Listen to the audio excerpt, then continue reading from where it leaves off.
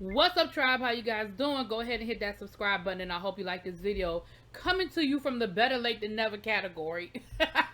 This is going to be the finale of RuPaul's Drag Race season 14. Listen, I knew who won. It was somebody spoiled it for me, and so honestly, it just took me a while to get to the finale. This season, I guess, just didn't really do it for me. So I apologize for the late reviews. I know probably only about 5 of y'all are gonna watch this, and that's cool. But I just wanted to complete the season. So the finale took place in Las Vegas at the Flamingo, which is where RuPaul's live Vegas show is. So I enjoyed that. I liked the fact that it was a live audience. I liked the fact that so many alum were there. Of course, we start the episode off with the walk of the queens, and they start with the first eliminated, which was Miss Jambalaya, and then they ended with the final four. I actually enjoyed everybody's look. I did. There wasn't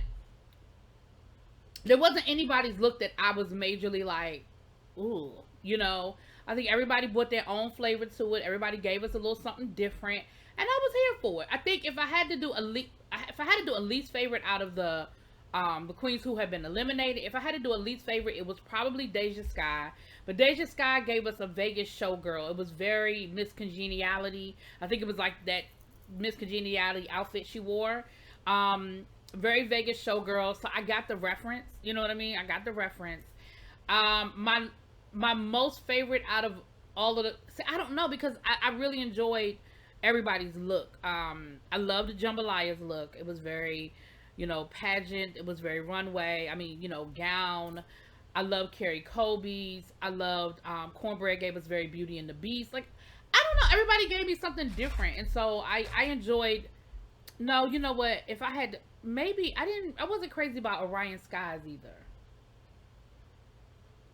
I wasn't crazy about hers either. Anyway, now out of the final four, we had Angeria, we had Deja Sky. I mean, not Deja Sky. Angeria, Willow, Diabetti, and Bosco. Out of the final four, my favorite was Angeria, but baby, she been giving it to me all season, so I was definitely here for that. Ru comes out looking very we don't need another hero, Tina Turner, Beyond Thunderdome. I feel like we've seen that look before, Ru. I feel like I've seen that look before. But neither here nor there. Ru gave us a little performance, a little 1-2. And then we found out that the mayor of Vegas actually christened that day RuPaul Day, RuPaul Charles Day, and got a key to the city. So congratulations on all of those wonderful things happening for her. So then we get down to the final four, and the way they did the final four was each person did like a little package where we see them at some point in Vegas, walking through Vegas, talking about their experience, going through what they went through, how they got here. Then they gave us a performance, and then they did like a live interview with Ru. After the final four did that, then we got down to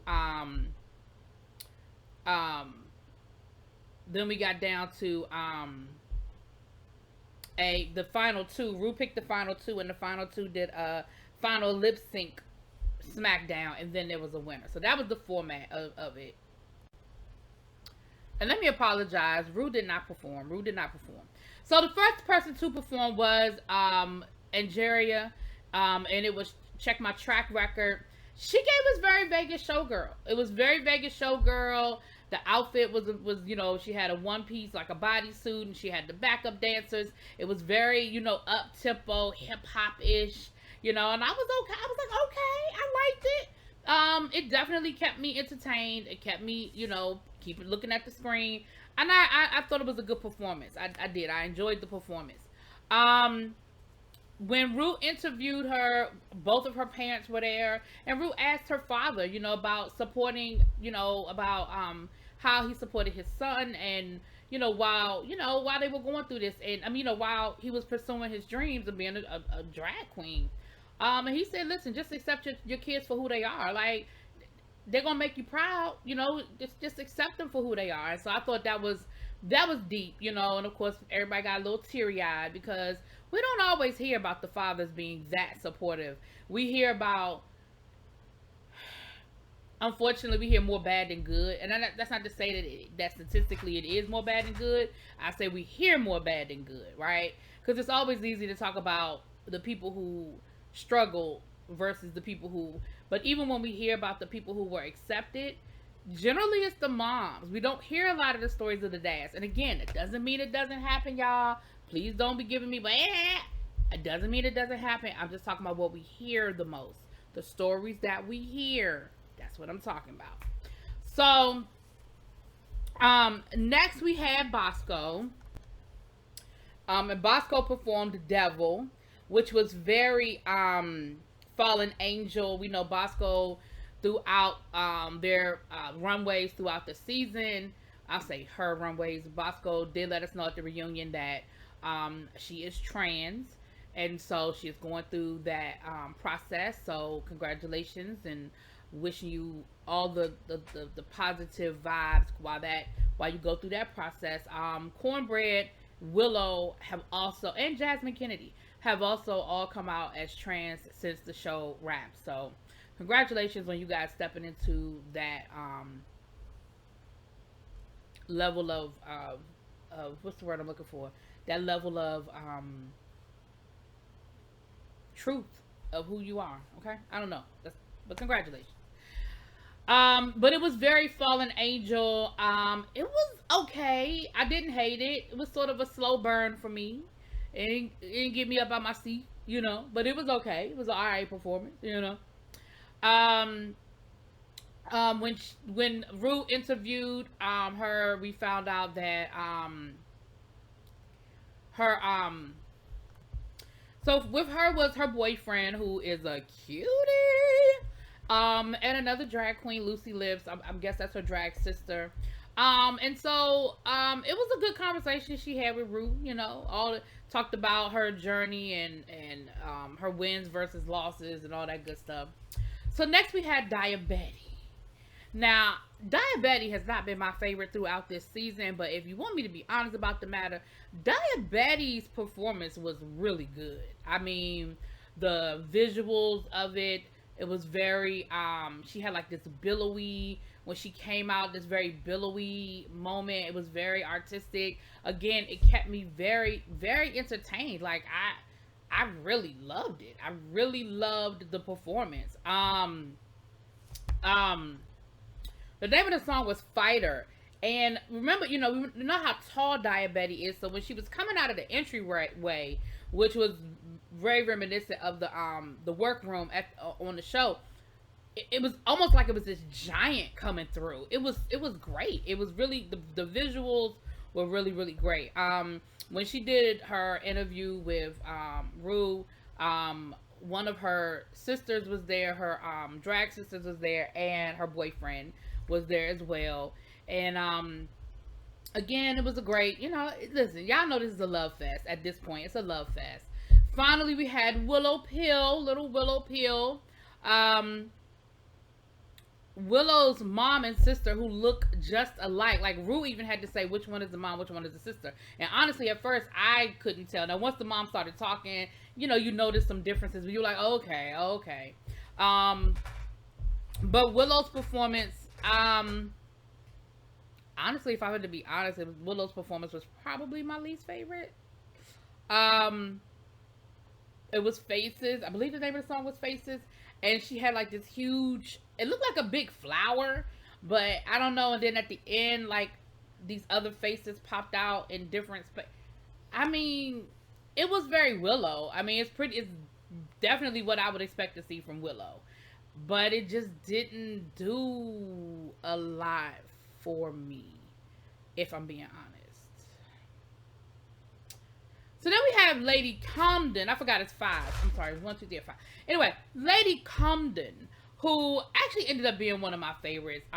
She performed I Fell Down and I Got Up. And of course, she gave us a very ballet look in the moment. In the beginning, it was very ballet. She's on her, in the heels. We've seen that. And then at a certain point, she has a breakaway moment where the tutu pulls off. And she lets her hair down, and she has this whole other wig on underneath. And then she gets into this very like rock moment. Again, Really, really good performance. Her performance was probably my favorite out of the top 5, just because of that whole moment that she gave us with the way the tutu pulled away and the way the wig came off, and I loved it. I loved it. I loved it. It was really, really cool. Well, her interview was her mom and then her drag mom. And so that was cool. Her mom came all the way over from England, and she said that she's got family in America and she's got family in the UK. And so she said her family in America is just still is just very, you know, oh well, take me as I am. I don't really give a damn about other people's opinions. And she said, you know, she's sort of taken on that aspect of her family, you know. So it came down to the final 5. I said 4, final 5. But Ru chose her top 2 to do a lip sync fest. I mean, a lip sync, you know, smackdown. And it was Lady Camden versus Willow. Now,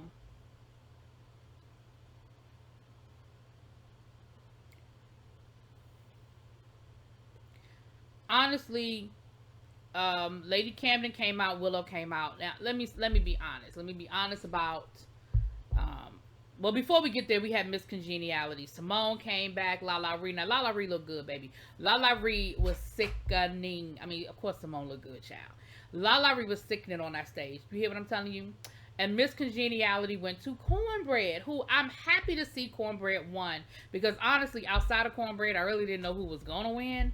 But I wasn't sure if Cornbread was going to win because of the fact that Cornbread didn't, you know, she didn't stay that long. But listen, LaLa Ri didn't stay that long either. She was Miss Congeniality as well. Then we had a performance from the Drag Race show, from the queens from the show. So that was cool to see them do a number from the show. I thought that was great. Then we get down to the final 2 lip sync.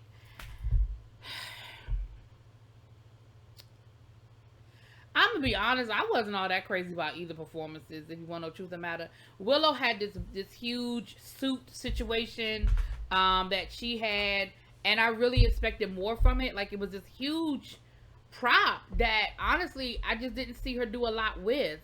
Lady Camden did what Lady Camden does. I didn't see anything new. She did the stunt again where she fell down and then did a switch up. But honestly, we'd seen it, and when she fell, everybody knew it wasn't real anymore. You know what I mean? There was no, and again, it was a great prop. I mean, when you did it the first time, it was great. But it just was no shock to it at this point, because we saw it. And they played it all season because it was so great when you did it.